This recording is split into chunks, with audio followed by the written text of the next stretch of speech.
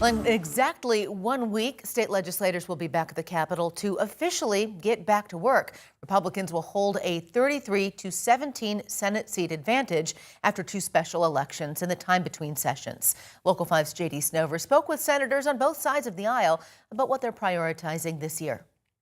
From the use of eminent domain for private projects to the conversation surrounding how to bring relief when it comes to property taxes, Iowa state senators are gearing up as the next legislative session fast approaches.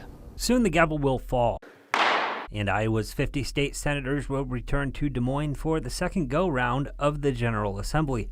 For State Senator Mike Klimisch, a Republican now serving as Majority Leader, continuing the conversation around the use of eminent domain is a major priority after a divide in the caucus went public. Last year, we kind of arrived at a point where we stopped communicating with each other. We both kind of staked out our claims, found it difficult to build a bridge and to navigate that path.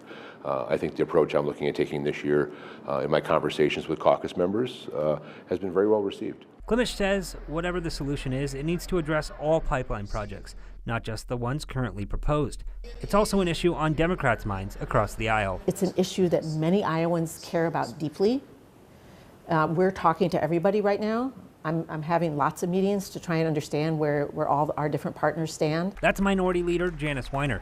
Overall, her caucus has one main goal. We are really 100% focused on affordability for Iowans. One major player in that conversation, property taxes. Our view is that whatever the solution is, it must be transparent, it must be simpler, and it must actually give relief to the people who need it the most. Is there any framework of a solution at this point, or anything that you would like to see when it comes to that reform, or is it really just about the conversation? It's about the conversation, I think. I think for one camp to stake a flag out right now and say this is the only solution, kind of sells the process short. Now, I asked Senator Klimisch what his thoughts were on having an outgoing governor, and he says there's no reason to believe at this point that this session will be any different than years past.